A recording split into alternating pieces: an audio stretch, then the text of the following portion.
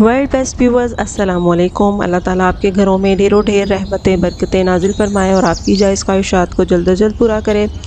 मैं मिसेस इफ्तिखार आज आपके लेकर आई हूँ मज़ेदार सी फ़िश मसाला रेसिपी।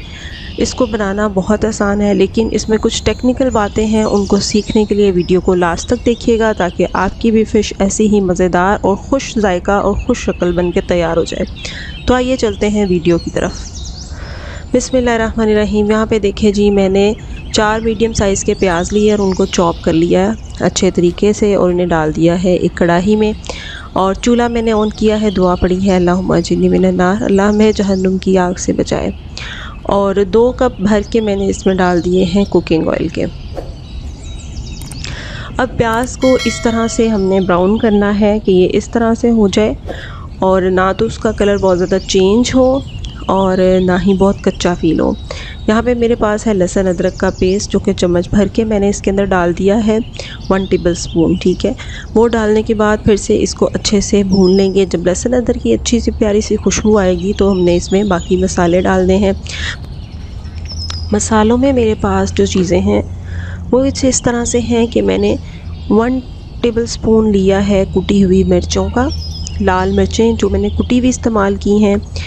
1 टीस्पून हल्दी ली है। 1.5 टेबल स्पून मैंने सूखा धनिया लिया है। 1 टीस्पून ज़ीरा, 1 टीस्पून मैंने ली है ब्लैक सीड्स, 1 टीस्पून ही अजवाइन है। और मेरे पास गरम मसाला, सूखी मेथी, मस्टर्ड पाउडर और जायफल, जवित्री और लौंग का पाउडर 1/2 टीस्पून है। नमक हस्बे जायका शामिल कीजिएगा। सूखी मेथी का 1 चम्मच ले लीजिएगा, गरम मसाले का आधा चम्मच लीजिएगा। अब इन सब चीज़ों को डालने के बाद अच्छे से इसको हिलाएंगे, मसालों को भूनेंगे।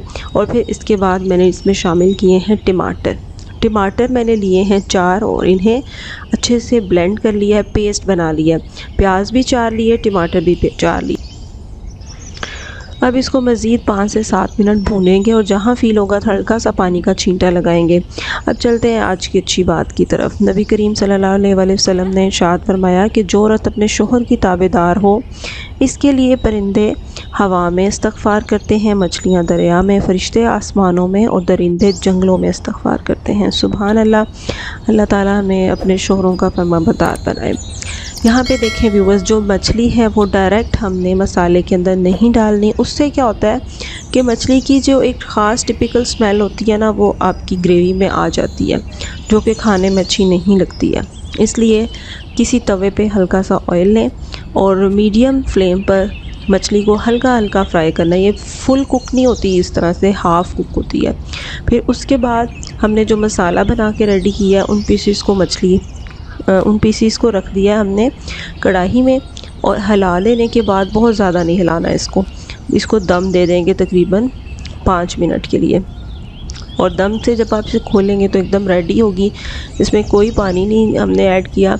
जब आपने तवे पे इसको फ्राई भी कर लिया ना, तो वापस इसको रखेंगे तो आपकी मछली से स्मेल ज़रा सी भी नहीं आएगी, क्योंकि हमने इसको पहले फ्राई किया।